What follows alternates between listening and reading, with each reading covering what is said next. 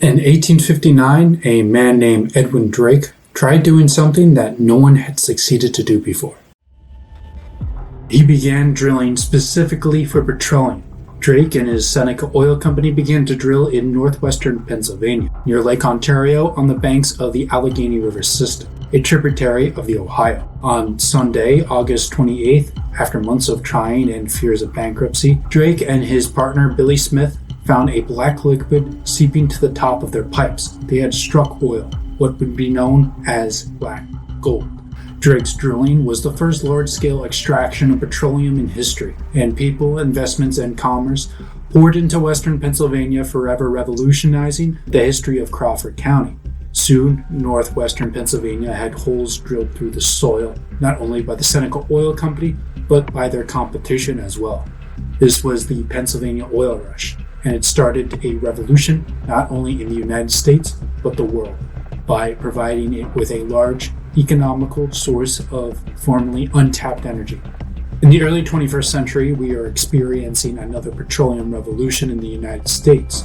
This time, it is the Shale Revolution, a phenomenon that describes the tapping of American petroleum reserves that were not accessible with past technology. Through technological advancements and its newly usable natural resources, the United States is on the way to becoming energy independent. This will, of course, have enormous consequences. In the century of the 10,000, I will discuss the beneficiaries of the Shale Revolution and its implication on global politics. This is the 10,000. If you enjoy the content, like and subscribe to help the channel. To understand what the Shale Revolution is, we must first understand what shale oil is. Most petroleum can be found in shale rock fragments. Shale is a type of rock formation that frequently contains petroleum. Most petroleum is from the ancient remains of plankton and algae. When these organisms die, they sink to the bottom of whatever body of water they lived and settle into the mud. After millions of years, this mud, filled with microscopic bodies, stacks up to become the soft rock. Traditionally, what the petroleum industry tried to do is find pools and bubbles of the dead plankton and algae inside the earth that they can pop and suck up the remains to be used as energy. When the petroleum is obtained from the shale rock conventionally, many reservoirs of petroleum are left behind in the soft rock, as it is much more difficult to obtain the petroleum from them. What the shale industry does is come up with unconventional ways in order to extract the extra petroleum from these deposits that aren't perfectly packaged. The amount of these crudely packaged hydrocarbon resources can add up to as much as 4/5 to 9/10 of the total petroleum in an oil field.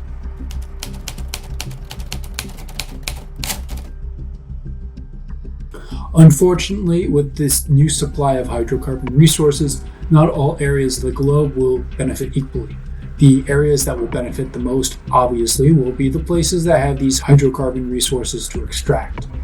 The known areas of large shale plays include Western Europe, the United Kingdom, Poland, the Baltics, Russia, China, Australia, North America, including Mexico, Argentina, the Maghreb, and South Africa.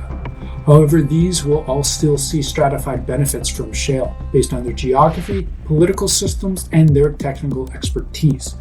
We don't have time to compare and contrast each shale economy, but it is important to know certain outliers. For instance, Russia has the world's most petroleum-rich shale deposit, the Bazhanov shale play in Siberia, but Russia will not be able to reap much reward from it. During the decades after the collapse of the Soviet Union, Russia has hemorrhaged its intellectual base that is vital for the extortion of its shale resources.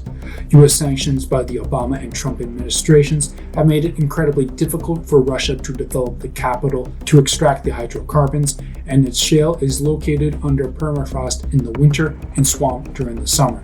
China faces a similar situation, but its shale reserves are not located under the Siberian swamps, but the secessionist Uyghurs and culturally unique Sichuanese.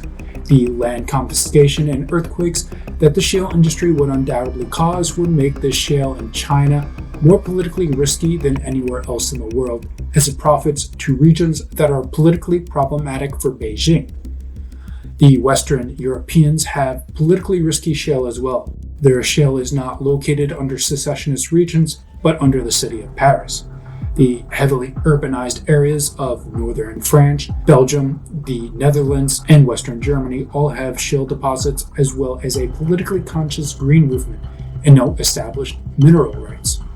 Earthquakes in Frankfurt, increased pollution in the Rhine, and a lack of proper compensation will make the green movement even more conscious. A shale boom in Western Europe will be hard to be significant.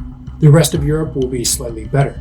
The UK and Poland are keen on shale technology, as their resources are better spread out and it will provide large consumer bases with the energy they need. Poland especially will use shale technology as a geopolitical weapon to combat Russia. Poland is upset that its Western European allies consume energy from Gazprom, a Russian energy company, and sees it as a security concern. Over the past few months, Poland has even begun to bully Gazprom's pipeline that is under construction, Nord Stream 2, trying to hold production and seize its assets. In the future, Poland's shale industry will be used as a weapon to jockey for dominance in Central and Eastern Europe. Australia and Argentina will be two of the big winners in the Southern Hemisphere, but they run into similar problems. Capital. Australia's shale is located in the hard-to-reach and isolated areas of the continent, making it expensive to extract. Although Argentina has very well-located shale plays, it has the problem of being perpetually broke. Both Australia and Argentina will most likely seek outside benefactors willing to exploit their capital problems, most likely China and the US respectively. However, not all holders of shale plays just have money problems. Some of them face existential crises. Libya's shale will be impossible to develop in the current political climate. Libya is a failed state and has effectively been such since the Arab Spring. The civil war that has been waged since 2014 has made it hard for Libya to take advantage of its oil reserves, but not for Turkey.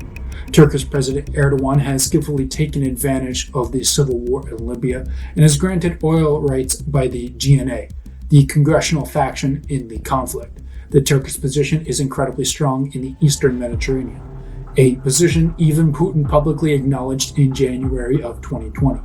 If Turkey continues to strengthen its position in its southern waters, it will most likely take full advantage of the shale fields in Libya. However, this win for Turkey will pale in comparison to the shale boom in North America, where the title of revolution will truly be earned.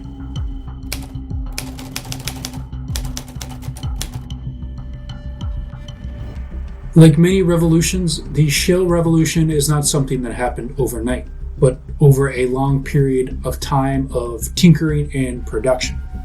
Shale began decades ago in North America. At the dawn of the millennium, shale was only 1% of crude oil production in the United States, and in 2019 it reached 63%, far outperforming expectations. Part of the surge in American shale production is due to the fact of how far the price has fallen down the price curve.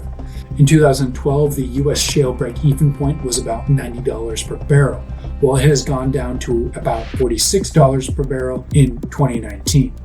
For reference, the cheapest break-even point for all oil production is the coveted Saudi Aramco break-even at $42 a barrel. Since the only cheaper crude oil production in the world than North American shale is the Saudi conventional oil price, there has been a lot of shale production in recent decades. This production can even be seen from space. In northwest North Dakota, there is an area of bright lights. Those people who are not geographically inclined might be tricked into thinking that northwest North Dakota contains a bustling metropolitan center. However, 15 years ago, these lights were non-existent. The only people who live in northwestern North Dakota are farmers that grow wheat, corn, oats, and alfalfa on the Great Plains. What does exist there is the Bakken Shale Play, the epicenter of the Shale Revolution in the United States. These lights are really just excess natural gas, a lucrative byproduct of the extraction process. There is so much natural gas being produced in North Dakota that the gas isn't profitable as fuel and is thus burned to prevent an environmental catastrophe. The energy companies in the area have not yet built the infrastructure that will carry the gas away and sell it and the natural gas cannot be stored or integrated into the existing power system, so it is burned off. Natural gas, the building block of modern civilization, is so cheap and so readily available in North Dakota that it is burned as a waste product. Dubbed Queen of the Prairie, North Dakota is now the biggest oil-producing state outside of Texas. In 2018, because of the shale technology, the United States became the world's largest crude oil producer. This not only has important economic benefits for the United States, but important environmental ones as well. Despite environmental protests against the fracking process in the US, the Shale Revolution has been the biggest thing for the American environment since the formation of the Environmental Protection Agency by Richard Nixon in 1970. From its height of carbon emissions in the mid-2000s, the US has seen a dramatic secular decline. As the economy crashed in 2007, the carbon emissions in the US did with it. But unlike the economy, the carbon emissions never recovered and has since improved dramatically. In 2007, the US produced 6,000 million metric tons of emissions into the atmosphere, but after the Shale Revolution unfolded in 2019, the US only produced around 5,100 million metric tons of emissions, the lowest level since 1992, when the economy was half its size in real terms.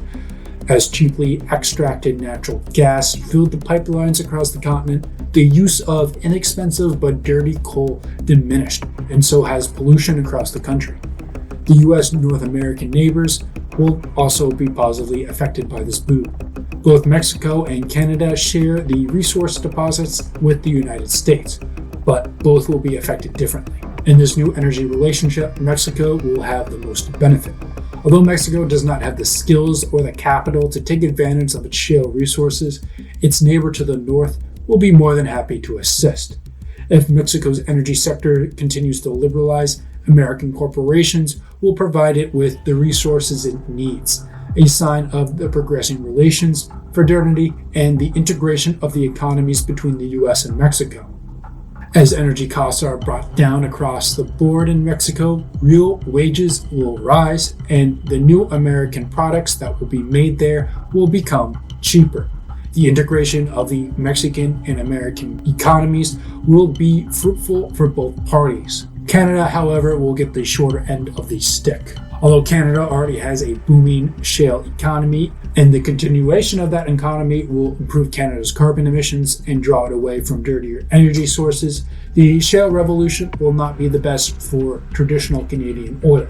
Canada, already an oil giant, especially for its size, has been a dependable producer of crude to the United States. However, with shale, Canada's large traditional energy industry must rewire its system that is already integrated with the US and find new markets as both the Canadian and American shale industries outcompete it on price. As the extraction from shale requires a vastly different skill set from the traditional oil industry, there will be a large sector of economic losers in Canada. However, the most impactful factor of shale will not be what shale does to the North American economy, but what it allows North America to do to the world stage. As a geopolitical imperative, the United States majorly contends in a few places in the world. Northeast Asia to prevent a hegemonic power from challenging its position in the Pacific, Europe to prevent a hegemon from doing the same in the Atlantic, and the Straits of Hormuz to protect its energy supply in the artery of its economy. As shale continues to boom in the North American continent, the United States has less use for the artery it protects but does not use. With the only formidable navy, the US has much more leverage over the straits and therefore the world's supply of energy. Shale also frees up the United States from the problems of the Middle East, geopolitical problems that it has had for almost a century and has distracted it from the fall of the Soviet Union and the rise of China. If it wants to, the US might be able to walk away. What is most interesting from the formation of the shale economy in North America is that it gives a clear example of where power comes from on the continent. The US and Canadian governments have spent minimal on the shale industry's development, pennies on the R&D dollar. The most that the Obama, Trump, Trudeau, and Harper administrations have done for the shale industry is allow it to drill. Just like Drake in 1859, the United States, with its developed property rights system, its multitude of expertise, luck of geography, and its abundance of capital, has become as powerful as it's ever been, without planning committees, congressional meetings, bureaucratic dictates, or the stroke of a pen in Washington. This has been the 10,000. Thanks for watching. If you enjoy the content, don't forget to like and subscribe to help the channel.